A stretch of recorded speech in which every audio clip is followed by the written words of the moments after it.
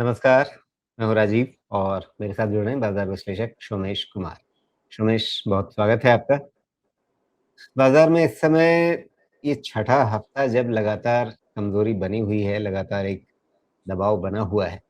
इस माहौल में हम हर सप्ताह बात तो करते हैं कि हाँ, आगे और क्या, लेकिन जिस तरह से अनिश्चितताएँ बनी हुई है उसके बीच में यहाँ पर क्या कोई एक भरोसा बनता हुआ दिख रहा है कि हाँ, हम गिरना कम कर चुके हैं, पहले से गिरावट की इंटेंसिटी जो थी वो कम हो गई है क्योंकि इस हफ्ते देखिए नुकसान है, लेकिन फिर भी आधा फीसदी के आसपास का नुकसान सेंसेक्स निफ्टी ने दिखाया है, हफ्ते भर में। लेकिन इस हफ्ते भर में 3 दिन के अंदर 1 दिन ऊपर, 1 दिन नीचे इस तरह का जो माहौल चल रहा है और हर दिन जैसी खबर आ जाए, जिस तरह का बयान आ जाए, उसके हिसाब से बाज़ार का रुख बदल जाता है।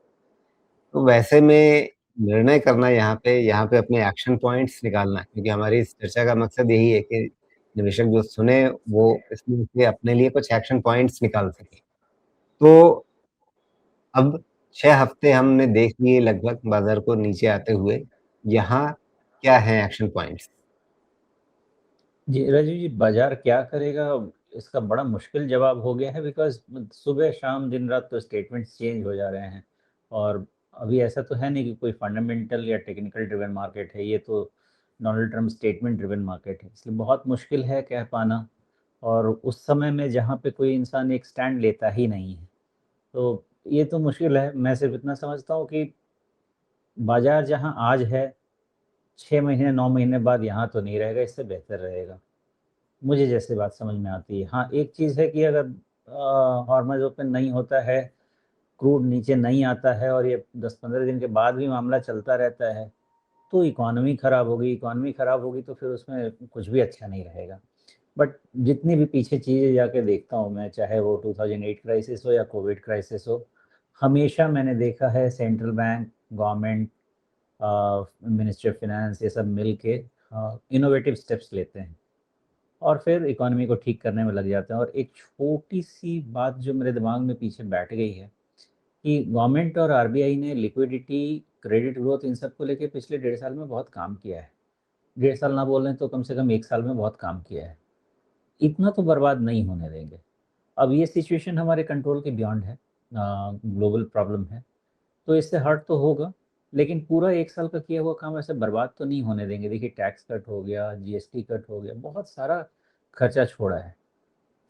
कुछ स्टेप तो लिया ही जाएगा, जैसे करेंसी के लिए अभी लिया गया नेट डॉलर ओपन पोजीशन और स्टेप, ऐसे-ऐसे स्टेप्स कुछ ना कुछ आते रहेंगे। So I am hopeful. हर एडवर्सिटी में अपॉर्च्युनिटी होती है। बाकी समय बताएगा, मुझे उससे ज़्यादा अंदाज़ा नहीं है। मैं सिर्फ़ इतना जानता हूँ कि मैं इन्वेस्टेड हूँ, इन्वेस्टेड रहना चाहिए।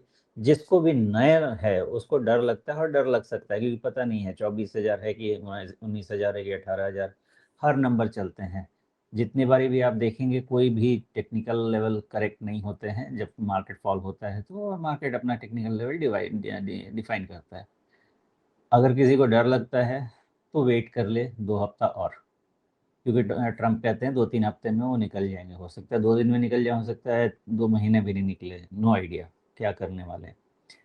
अगर किसी को डर लगता है तो। और उस समय मार्केट किधर रहेगा, 15 दिन के बाद ऊपर रहेगा, नीचे रहेगा, वो भी क्लू नहीं है। या दूसरा रास्ता ये कर ले, एक इंडिकेटर का मैं वेट कर रहा हूँ कि 24,000 के ऊपर निफ्टी क्लोज़ दे दे। अगर वो होने के बाद एक फेयर इंडिकेशन हो जाएगा, फिर भी मार्केट को कभी भी कॉन्फिडेंस से ऐसा नहीं बोला जा सकता कि ज़ीरो रिस्क अब हो गया, ट्रेंड डिफाइंड है, नहीं हो सकता ऐसा। तो उस केस में 24,000 का वेट करता रहे, वो क्लोज़ हो जाए, उसके बाद अपने जो खरीदना है खरीदते रहिए, फिर सब ठीक हो जाना चाहिए। मेरी ऐसी आशा रहेगी। आई हैव नो आइडिया उसके बियॉन्ड। बाकी एक्शन पॉइंट यही है, मुझे ऐसा लगता है कि अगर किसी को डर लगता है, जो कि हर दिन लगेगा, तो वो कुछ नहीं करे, 24,000 के ऊपर जब निकल जाए निफ्टी तब खरीदे। और इसके अलावा अगर किसी को थोड़ा डिसिप्लिन रखना है, इन्वेस्ट करना है और किसी को अगर ये आशा है कि फिर से मार्केट नया हाई बनाएगा, ये समय है चीज़ों को थोड़ा-थोड़ा करके खरीदिए, 25-50% इन्वेस्ट करके खरीदिए, लेकिन खरीद के रखिए। जी, तो यहाँ पे निवेशित रहना और खरीदारी करते रहना, ये 2 एक्शन पॉइंट्स आपने यहाँ पे समझाए। अ यहाँ पर अब निफ्टी बंद होने का जो स्तर है 22,700 के आसपास का। हालाँकि आप अगर गुरुवार की कैंडल देखें, गुरुवार की कैंडल है, जिसमें आपने 22,200 के आसपास के भी स्तर देख लिए और लगातार ट्रेंड नीचे की तरफ बना हुआ है। क्या कहीं भी ये संकेत दे रहा है कि अ, गिरावट यहाँ पे टेक्निकली थमती हुई दिखेगी नए हफ्ते में, या अभी तक गिरावट का जो स्लोप है, उसकी जो रफ्तार है, वो धीमे पड़ने की यहाँ पे चार्ट पे अभी वो शुरुआती चीज़ें दिख नहीं रही हैं? यहाँ पे मैं 3 पॉइंट बताने वाला हूँ आपको। पहली चीज़ ये कि जो क्लोज़ देख रहे हैं हमारा लेटेस्ट कैंडल का जो हाई है ना, इसके ऊपर का एक close I think further short covering होगी। ये मुझे लगता है। 23,200 के ऊपर का क्लोज़ और तेज़ होगी शॉर्ट कवरिंग। मुझे ये 2 चीज़ अभी समझ में आती है। फिर वो जो आपका ग्रीन कैंडल है लेटेस्ट लोअर हाई का, वो अराउंड 23,200 है। उसके ऊपर का क्लोज़ नहीं, क्लोजिंग बेसिस पे ले लीजिए। हाँ, वो ये 300 है, 23,300। उसके ऊपर का क्लोज़ और शॉर्ट कवरिंग होगी। लेकिन मेन मामला आपका बनेगा 23,700 से 24,000 के रेंज में। वो लिटमस टेस्ट है मार्केट का, बिकॉज़ अगर हैमरिंग फिर से होनी है, एक और लेग आना है, तो वहीं से आना है। तो ये 2 पॉइंट बताया मैंने। तीसरा पॉइंट मैं ये बताने वाला हूँ कि शायद मैं पोर्टफ़ोलियो बहुत बड़ा तो नहीं छेड़ने वाला, क्योंकि मेरा इन्वेस्टमेंट पोर्टफ़ोलियो है।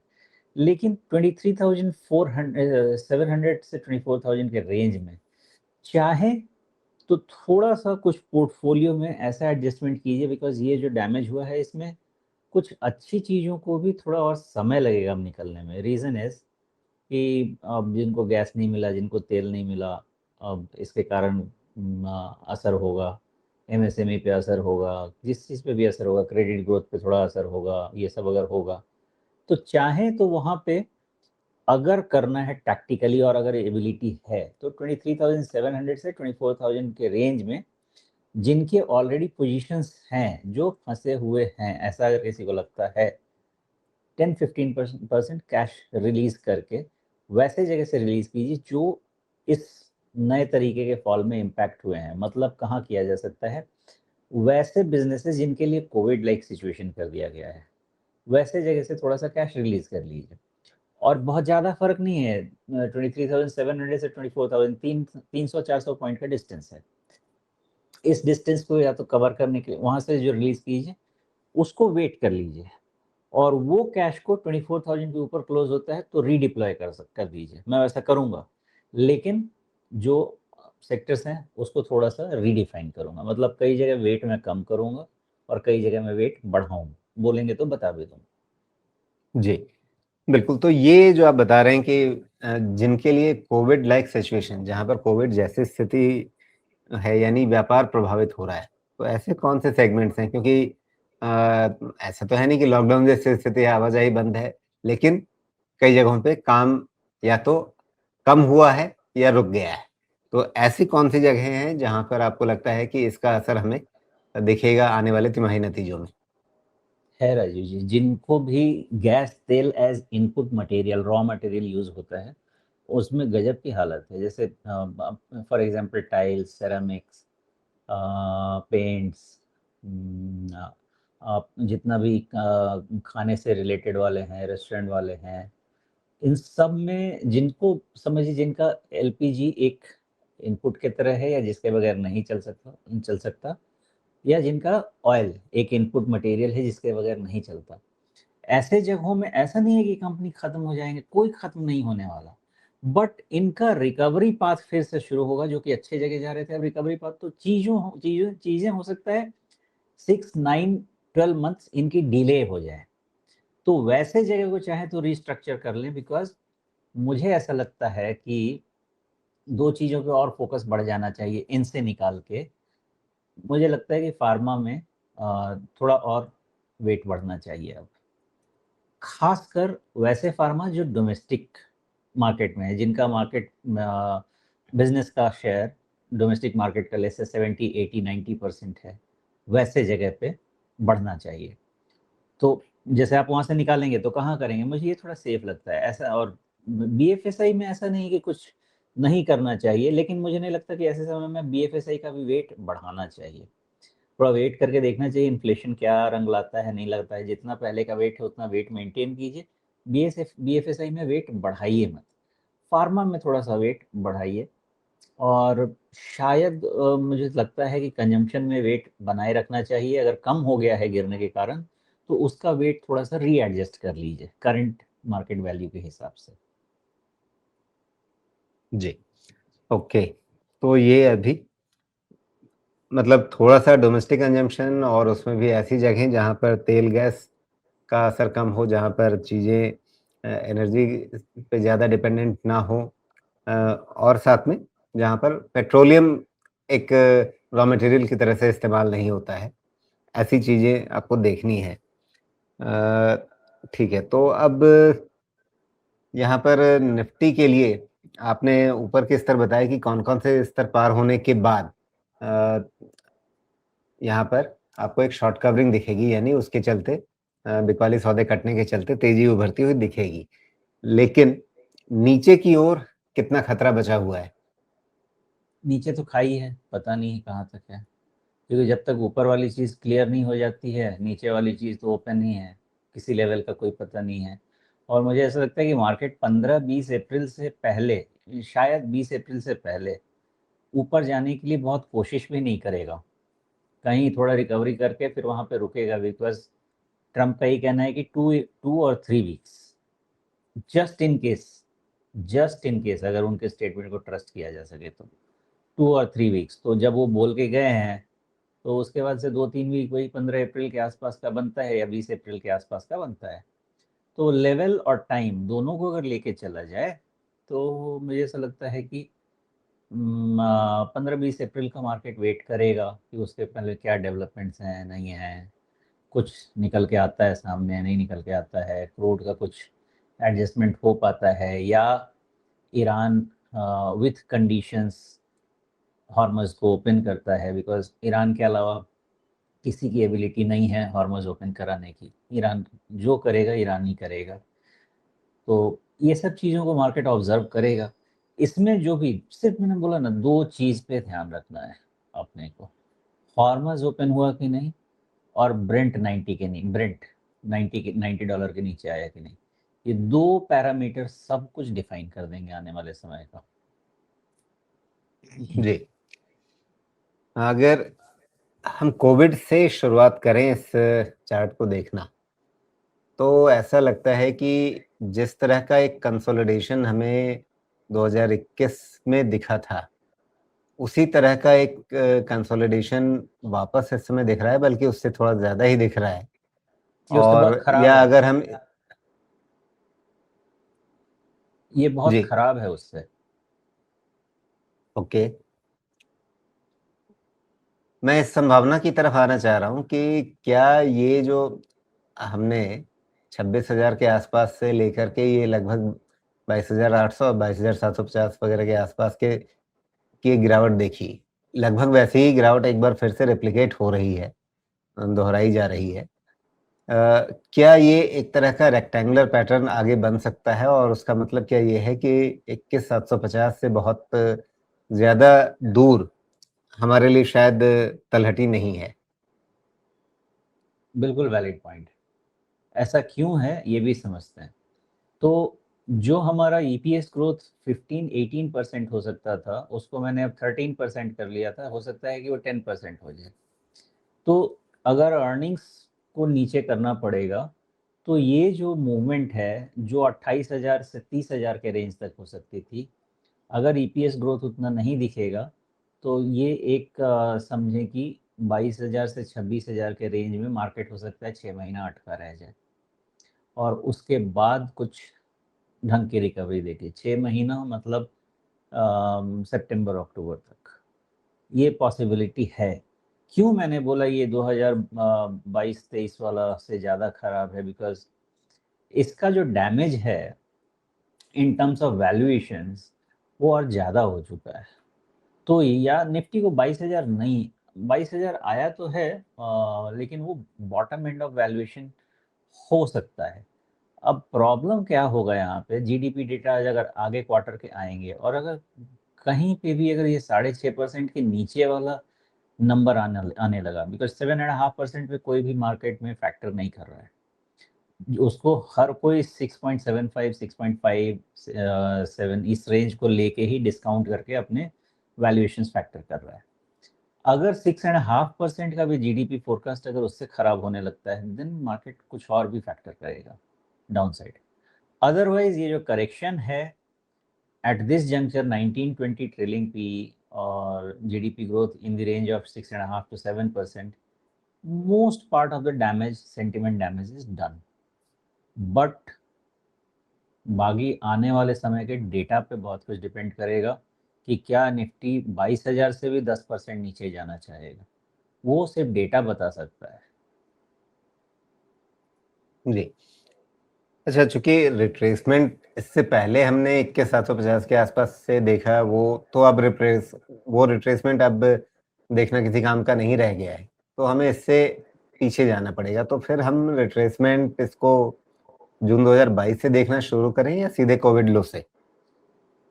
देखिए, थियोरेटिकली कोविड लो से देखना चाहिए, लेकिन साथ में ये भी देखिए कि मार्केट ने 2 साल से कोई रिटर्न नहीं दिया है, तो टाइम के साथ देखना पड़ेगा।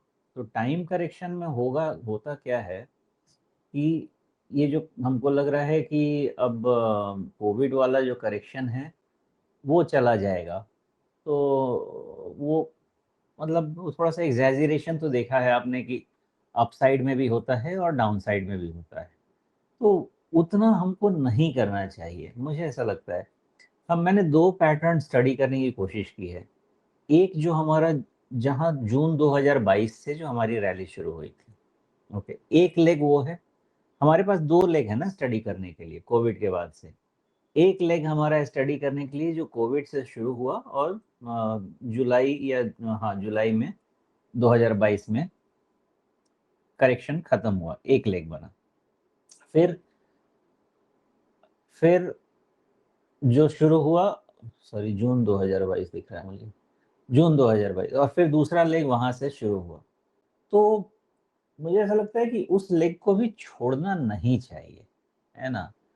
अब इस लेग को पढ़ना कैसे है, तो इस जो जून 2022 से आप फुल रिट्रेस करा दीजिए निफ्टी को 26,200 के ऊपर, तो 38% रिट्रेसमेंट करीब करीब आपका 22,000 के आसपास आना चाहिए। तो कितना डिविएशन लिया जा सकता है 22,000 से? और लेट मी टेल यू, अगर मान लीजिए कि ये 38% रिट्रेस करके मार्केट रुक जाता है और ऊपर निकल जाता है, then theoretically it should not be considered as a weak market। बहुत लंबे राइज का करेक्शन मानना चाहिए इसको, बहुत लंबे राइज का। और 38% करेक्शन स्ट्रेंथ ही बताता है मार्केट में। तो इसलिए मैं 19,000 वाले थियरी में सीधा नहीं जाना चाहता, बिकॉज 19,000 थियरी ये कहती है कि जून 22 से जो रिट्रेस करेंगे उसका 62% करेक्ट हो जाएगा, और कोविड लो से जो रिट्रेस करेंगे वो 19,000 वहां तक रिट्रेस हो जाएगा। तो एक थियरी वो मार्केट में चल रही है। मैं ऐसा समझता हूँ कि अगर अर्निंग्स इतनी खराब हो जाएंगी तो 19,000 एक नंबर है, वो भी पहुंच जाएगा। एवरीथिंग डिपेंड्स अपॉन कि जीडीपी के सही में 6.5% के नीचे जाने वाला है क्या। अर्निंग 10% का भी अर्निंग ग्रोथ अगले साल नहीं मिलेगा। अगर ऐसा हो जाएगा तो 19,000 18,000 जो भी नंबर बोलना है बात कर सकते हैं, लेकिन अगर ये 10-15 दिन के अंदर में डैमेज खत्म हो जाता है और चीज़ें रीबिल्ड होनी शुरू होती हैं, तो 38% रिट्रेसमेंट 22,000 के आसपास का इट्स अ गुड करेक्शन। सारा हीट वीट सब निकल चुका है। इसके बाद वापस 26,000 भी जाएगा तो मार्केट उतना हेवी नहीं होगा जितना पहले था, बिकॉज आपके पास 2 साल से ज्यादा का करेक्शन कंसोलिडेशन हो गया है, इट्स वेरी लॉन्ग टाइम। जी। तो यहाँ पे अगर 2 साल का करेक्शन हुआ भी है, तो इस 2 साल में ऐसा तो है नहीं कि अर्निंग्स बहुत ज़्यादा जुड़ गई है निफ्टी के अनुमानों में, क्योंकि अटकने का बाज़ार के कारण यही है कि भई आपकी अर्निंग ग्रोथ वैसी नहीं हो पाई। अटकने का कारण क्या कह रहे हैं आप? कि अर्निंग ग्रोथ वैसी नहीं हो पाई, तभी तो आप नहीं, वो अटके तो हैं ना। मैं इसमें बहुत कोई दिक्कत वाली बात नहीं है। देखिए हमारा मार्केट ना हर चीज़ों को अहेड ऑफ टाइम फैक्टर करता है। आप 2020 और 2022 से राइज़ का लेंथ देखिए। इसमें कोई भी अर्निंग्स ऑलरेडी फैक्टर हो जाएगी एंड वर्बैटिम मैं कह रहा हूँ। जब 2024 अक्टूबर में निफ्टी ने टॉप बनाया था, उस समय यही स्टेटमेंट्स थे हर जगह। मैंने जितने बड़े लोगों को सुना, the biggest risk in Indian equity is to not to remain invested और टू बी इन कैश। और उसके बाद जो मार्केट पीक हुआ सो हो गया। हम कह सकते हैं कि 2 साल, कई लोग तो बोलेंगे 2 साल का बेयर मार्केट है, कई लोग बोलेंगे 2 साल मार्केट नहीं चला। लेकिन जब भी हम किसी चीज को एनालाइज करते हैं ना, तो उसको रूट से जाके एनालाइज करना पड़ता है। अगर आपका मार्केट इतना लंबा चला है तो उसके बाद 2 साल का कंसोलिडेशन होगा। और फिर रिपीट करूंगा मैं, 5 साल के टाइम फ्रेम में, 5 साल की अवधि में, 1.5 साल 2 साल मार्केट ऐसा ही करता है। अब ये एक एक साल का टर्न होता है या कंटिन्यूस 1.5 2 ईयर्स का होता है, ये होगा। बिकॉज मार्केट आने वाली चीजों को बहुत तेजी से फैक्टर कर लेता है। तो ये अभी तो अगर आप पूछेंगे ट्रिगर, तो ट्रिगर तो वॉर था ना। अगर ये वॉर ट्रिगर नहीं होता था तो 1.5 साल का consolidation according to me decent था और यहाँ से ग्रोथ एक्सपेक्टेड था, तो उसमें खराब नहीं होता। बट डैमेज ऐसा है, इसका रीजन ऐसा है कि ये इंस्टेंट आया है, इंस्टेंट रीजन आया है। मैं इसी थियरी को लेके चलूंगा। ये लंबे राइज का बहुत अच्छा करेक्शन हो गया है। अगर 10 दिन में समझे कि अगर चीजें ठीक होने लगती हैं, most of the part damage is done. जब तक अब जीडीपी के नंबर 6.5% के नीचे नहीं आने लगे, मुझे नहीं लगता कि और बड़ा डैमेज कुछ होना चाहिए। जी। तो यहाँ 22,000 के निफ्टी पे आप नए निवेश के बारे में सोचें या इस डर से, इस आशंका से दूर रहें कि कहीं 19,000 वाली जो बातें चल रही हैं वो सच ना हो जाए। लेकिन ये हमेशा होता है कि बाज़ार जब भी अपने किसी तलहटी के पास होता है, जहाँ जहाँ पर बॉटम बन रहा होता है, वहाँ पर हमेशा उससे 10% नीचे के स्तरों की बात बाज़ार में छिड़ चुकी होती है। तो 19,000 से डरना है या 22,000 पे काम करना है? कोविड में भी राजीव जी मैं 9,000 पे फुल्ली इन्वेस्टेड था और बाजार 7,500 गया। 9,000 से 7,500 मतलब 1,500 पॉइंट। उसके बाद सॉरी 1,500 पॉइंट, तो करीब 15% हो गया। 15-18% तो और गया, है ना। कभी मार्केट में कोई भी इंसान बॉटम और टॉप ढूंढ के दिखाए, कोई भी। हाँ, एक आधा इंस्टेंस हो सकता है, बट उसको चांस बोलिए, उसको ये कहिए कि भगवान उस समय आपके साथ होंगे जो भेज दिया होगा। अदरवाइज कोई भी ये चीज बता नहीं सकता है। आई हैव उसको मैं नहीं मानूंगा कि कोई उतना अच्छे से पकड़ सकता है। हाँ, मेरे हिसाब से 22,000 23,000 का रेंज में इन्वेस्टेड रहने में अगर आप समय देंगे तो कोई दिक्कत नहीं है। बट अगर आप 19,000 का लेवल नहीं झेल सकते हैं, देन इट्स अ प्रॉब्लम। फिर मत इन्वेस्टेड रहिए, फिर 24,000 का वेट कर लीजिए। जी। ओके, मतलब ये है कि आप 22,000 के आस-पास पैसा लगाएँ और आपके अंदर वो क्षमता होनी चाहिए कि आप 19,000 का बाज़ार आ जाने पर भी अपने निवेश में टिके रह पाएँ, डरे नहीं, घबराएँ नहीं, या उस समय और ज़्यादा पैसा लगा सकें अगर बाज़ार की स्थिति वैसी बनती है तो। तो इस स्थिति में फिर आपके लिए आज की तारीख में निवेश करना बेहतर है, और नहीं तो फिर सारी चिंताएँ दूर हो जाएँ, उसके बाद निवेश कीजिए, भले ही आपको थोड़ा-सा महँगा खरीदना पड़े। बिल्कुल सही बात है। ये रिस्क एसेट क्लास है, आपको रिस्क लेना पड़ेगा। और ज्यादा से ज्यादा क्या हो जाएगा, 6 महीने से 1 साल टाइम बढ़ा लीजिए अपने इन्वेस्टमेंट का, वही नंबर फिर आ जाएगा। ये साइकिल में और कुछ ज्यादा करने की जरूरत है नहीं।